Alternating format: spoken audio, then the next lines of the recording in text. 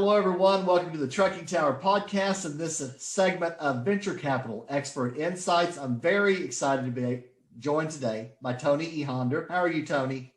Very fine. Hello from this side of the Atlantic.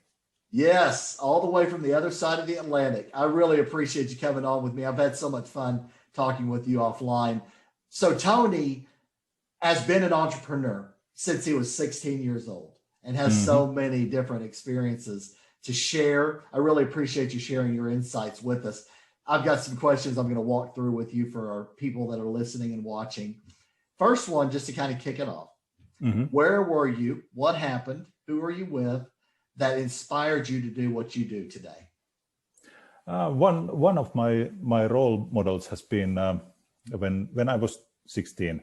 One of my biggest brands that I made a cooperation wanted to see me in London, and they were so curious that who is this 16 years old guy from Finland that we are making so heavy business in 4 countries already, and that's how I met Richard Branson. Okay. Because I made a business with the Virgin, and I sold their video games, Virgin Games, on that time. And he gave me coaching in our 3 first meetings, and it was the golden years of his, because he was just a Branson, not Sir Branson yet. Right. And I don't exactly remember what he told me and how he advised me, but he showed me one of the examples. He opened some new doors for me. He said that we have made such kind of nice things already, and maybe you can help also these guys. So it has been like a red line in my business career that I have also helped others when opening the doors for them. And here in the most oldest science park of Europe in Sofia Antipoli, I have told for the young entrepreneur that you should look how the California, the very far west and very far east, South Korea are working, because here in Europe people are listening too much of the old men, and I said that the experience sucks. That never listen old men, because they are keeping you in the same place. That's why Europe is like a black hole of the innovations. All the innovations are coming from your side or from the Korea. But you can use those old men for opening the doors for you, because they know some other old men. That's the only reason to keep the old men around of you. Right. No, they do. They help.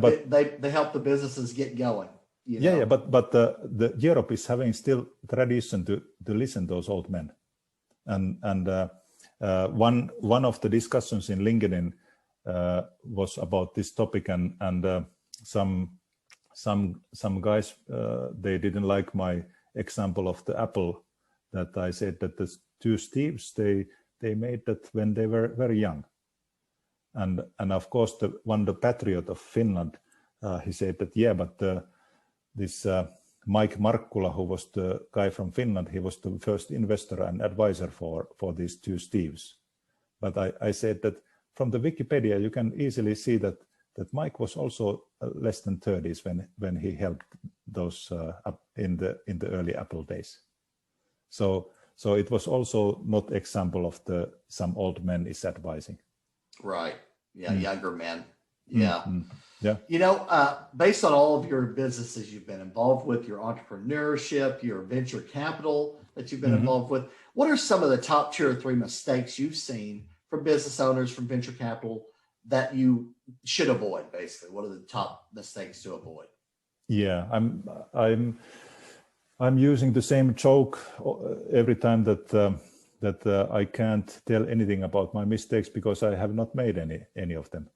But in my first company, I hired 3 of my best friends, and that was not so clever thing to do, because when I sold my first company already more than 30 years ago, they have not been the shareholders; they were just workers, and after that they have not been my friends and not anymore so happy. Of course, they had a nice salary, but I got all the money. Right. Right. Yeah. So that's one of the lessons, that it's much more easier to make the business, and inside of the business you can make the friends. Right. Never made the business with your friends. Right. It's difficult. Very, Yeah, very it is. difficult. Yeah, because you can break such kind of precious kind of relationships because of nothing. I accomplished all my goals less than when I was 30 years old in the last century. So then you can easily see that what is the real important in life. And I need to say that I have developed I have 3 values of life, and one of them is to be lazy. So I have developed that value of life more in last 20 years after my very successful IPO in Frankfurt.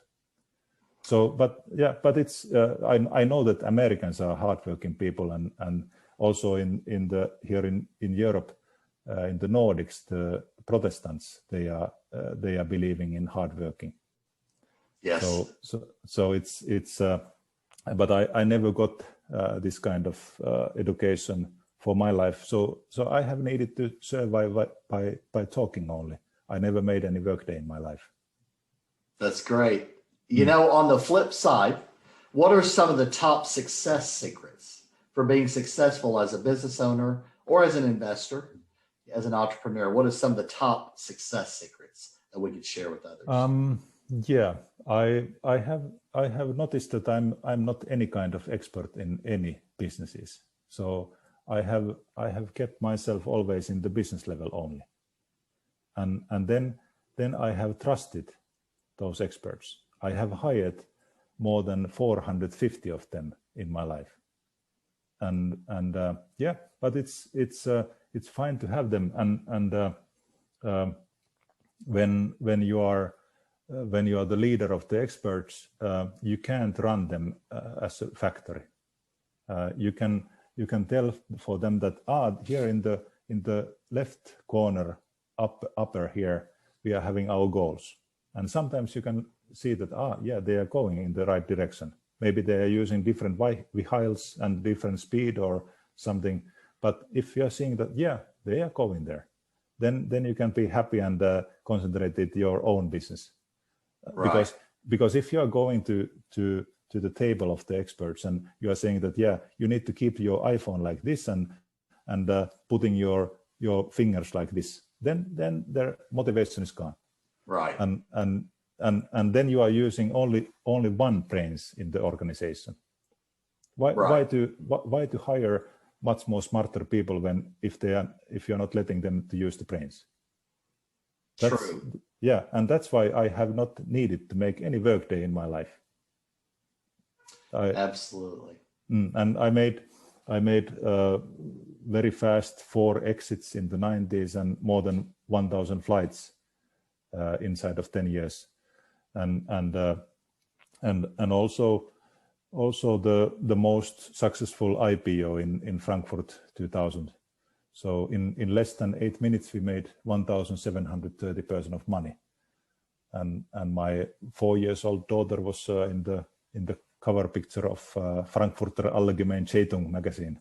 She was wearing the Japanese kimono and handshaking the Swiss institutional investors in the picture. Oh, that's awesome. Yeah, you'll have to send me a picture of that. Yeah. But it's those are very, very fine lessons when you are finding the way. After that, I spent a lot of time as a VC, and I really hated that kind of role when I made 4 investments per year. It's 55 direct investments in 14 years, but in 3 months I got 5 slide decks per day to my table. That's meaning that in 3 months I got 350 business plans.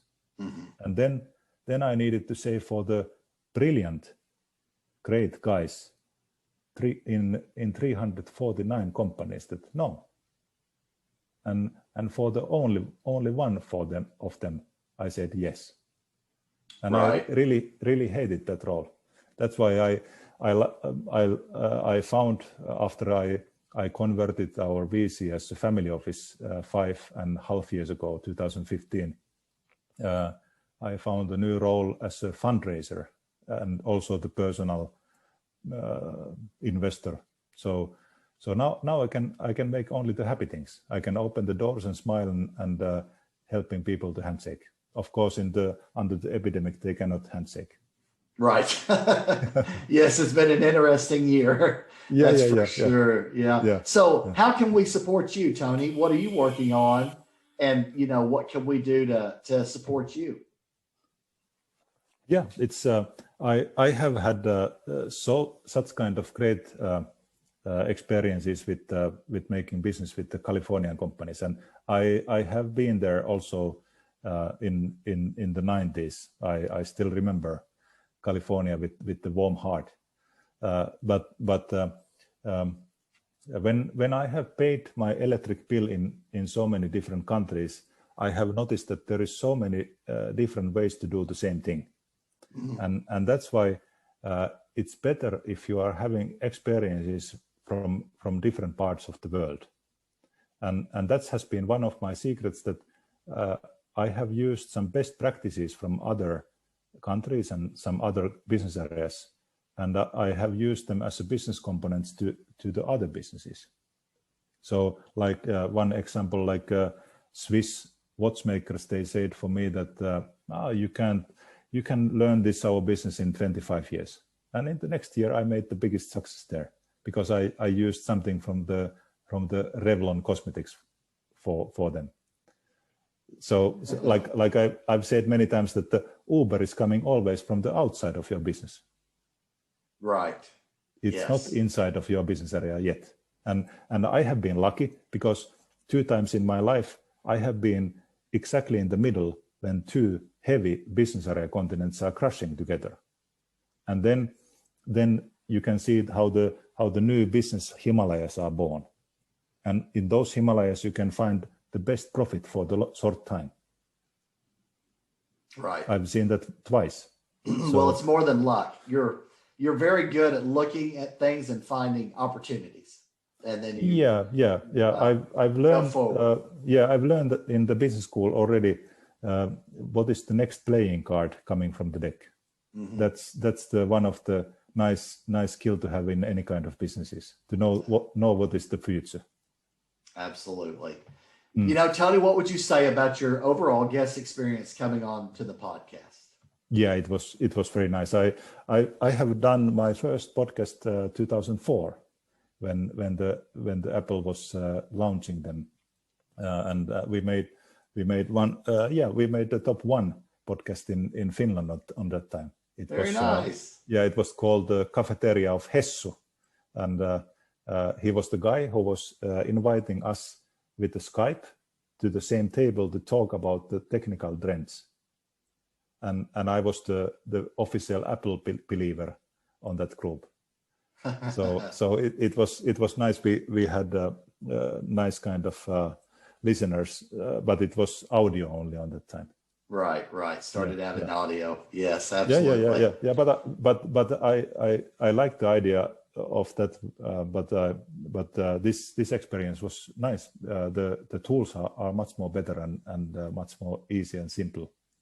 In that time, we had the possibility to use the Skype because it's made in Estonia, and that's why the Europeans has got all those nice kind of tools like Skype and WhatsApp much more earlier.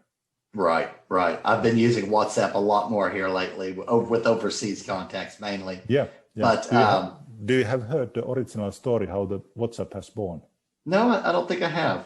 Yeah, the media is not telling that because the currency of Ukraine was down already there when about a dozen years ago, and the escort girls of Kiev, they had a problem because they didn't have enough money to receive the calls from the international businessmen who are coming to visit to Kiev and using their services.